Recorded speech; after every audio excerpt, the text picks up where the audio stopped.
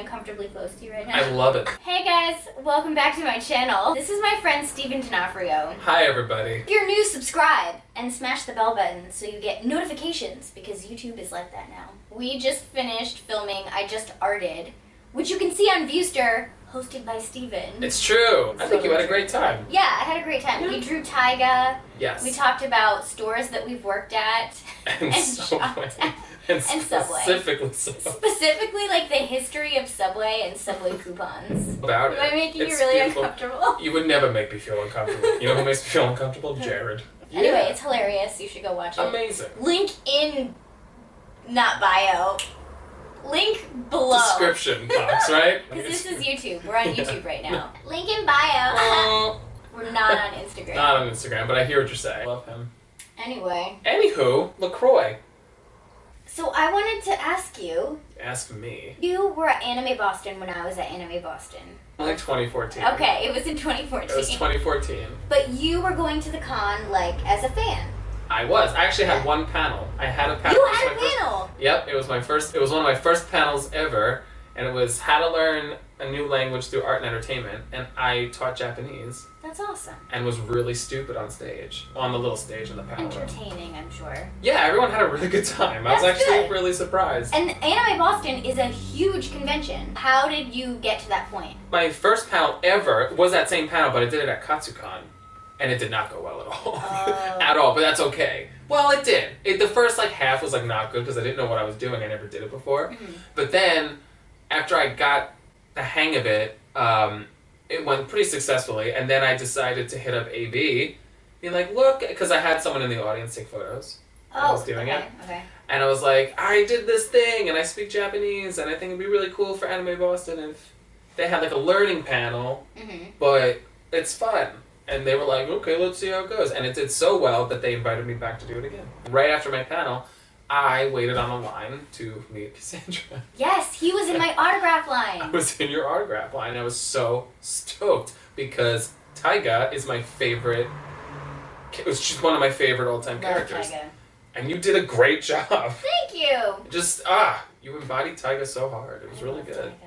I love Taiga too. So you pitched Anime Boston by sending them photos of your panel from Katsucon. Yes. And it went well. It went very well. Okay, cool. And then were you did you want to make a career out of doing con appearances or what did you want to do? Actually, I remember thinking well, people seem to be having a lot of fun at this panel. Maybe I should try to, see what I can do with that. But I remember I would pitch myself to cons in the area in New York, so maybe they would pick me up, which it worked. I did a lot of cons, actually, in my area, which was really cool.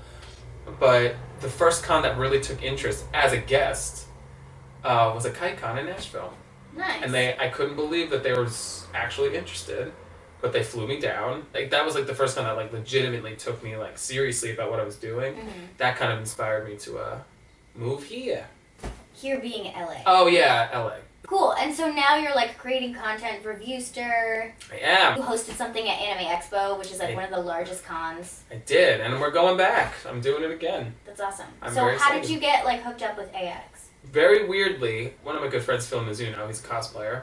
He lives in Canada. Someone from KiteCon, the one who booked me, they were coming to Anime Expo. I said to Phil, I was like, you need to come here because this is what's going to get you to... People will see how great you are. And I wasn't even thinking about me at all. I was like, just you come here, And he did. And I remember we went to this networking event at the Westin. The Westin? Oh, at AX. Yeah, they have at an AX. industry party where you can network with other cons and actors and hosts and whatever. And we went with from a KiteCon. We went with a KiteCon. They brought us there. Okay. And I remember me and Phil, we were a little overwhelmed. And so we just kind of stepped to the side to grab a drink, right? And we met this awesome woman there. She was so cool. We were just hanging out. I was being my dumb self, making her laugh, just being an idiot. She looks at us and she goes, just curiosity, what con have you guys, what's your dream con? And without skipping a beat, I was like, Dubai. I've always wanted to go to Dubai. And she went, okay. And then a couple minutes later, she's like, I have to go back to my hotel room, but here's my card. And we looked at her card and it said Dubai, Comic-Con, and Abu Dhabi, all the Middle East, all this stuff. And we shit ourselves. I was freaking out. And then, like, after Anime Expo, she texted me, because we exchanged numbers. Like, we had no idea. I thought she was just a cool human. And she wanted to hang out. So, me, Phil, and Kaikon, we all got together. We went to a bar down the block from here, hung out, drank, cried together. Literally cried together. Because the lady said to us, her name is Laura, and I love her so much. She said, "You're hilarious, and you're supposed to be on a bigger stage."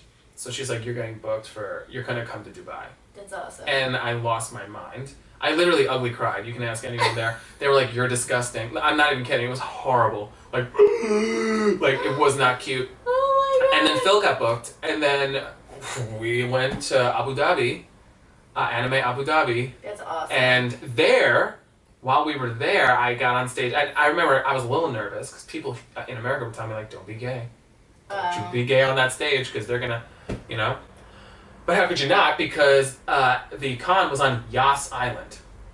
Yas Island. Yes! It was on. I was like, I remember I got off the plane. I get into the car with the guy that was driving me to the hotel, and I was like, wait a minute. I was like, are we going to Yas Island? He's like, yeah.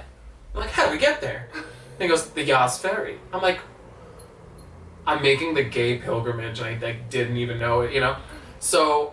Anyways, we get to the con river, and I was gay as can be. I was death dropping on the stage, doing all these kinds of things. I told them where we were going to put the Yas in Yas Island, and we did. And then at like this networking thing, like after the first night of the con, I met this woman who said that, where do you live? And I said, LA. And she's like, do you have any affiliation at Anime Expo? And I said, no. And she's like, you need to be on their stage. And it worked. That's awesome. I got to meet people at Anime Expo, and they saw me at a con actually here. They came to watch my show at what's the con? Anime Impulse. At Anime Impulse, they came to see my show, and they told me when I finally found them, they're like, "We've been watching you the whole time. You're booked." Oh, that's cool. Yeah, so that was like amazing. And then I remember, and then I was at AX, and it was wild. Like, it sounds like you just have like a natural talent for hosting stuff. Sure. And you have like a natural humor.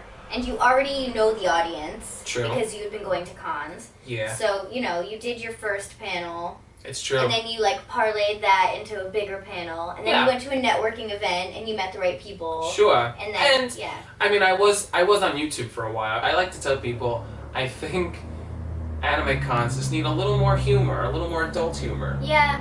Let's do something about that. You know what I really want to do, seriously? Someone's going to take this idea if I say it, but I'm just going to say it. Put it out there. Sure. I think we should do some kind of SNL. Oh, that would be on a fun. Saturday during con. How funny would that be? And have have guests involved and like write the script. Like, it's hysterical. If anybody from a con is watching this, I swear to God. No, hire him to do it. He will make it happen. So funny. Wouldn't that be funny? It would be funny. I think it'd be hysterical. Idea man right here. What can I say?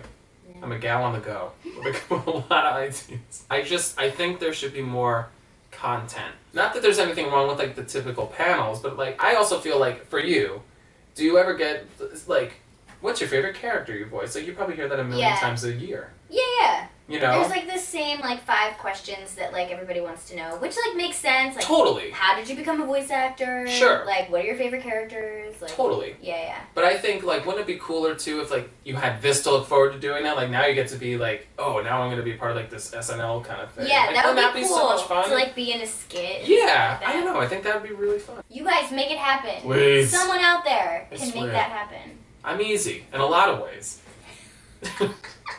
So, yeah. Anything else you want to add about making your hobby into your livelihood? Actually, like sincerely, there have been many times where I was very discouraged. Yeah. That's normal. But you know what's really cool? If you just keep reminding yourself of that moment that you had where you completely believed in it, you just have to keep remembering that moment because you envisioned yourself doing a certain thing. You can do it. If you can envision it, you really can do it. That's not something out of The Secret. That's just like a reality. Yeah. And that's really important because I'm still not where I want to be.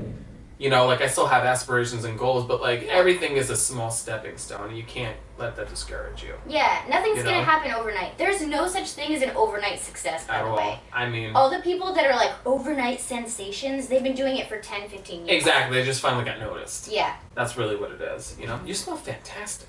Me? Is it the berry LaCroix? You know? What is it? No, I think it's a mix of both. Is it this? That's what it is. It's Burt's Bees lotion. Mm-hmm. Not a sponsored video. Oh man, but it could be. This is Steven D'Onofrio. Oh my God, Thanks thank for you. joining me. Of course. And all of his links will be below. Oh my God, yay. Yay. You're great, Cassandra. You're great.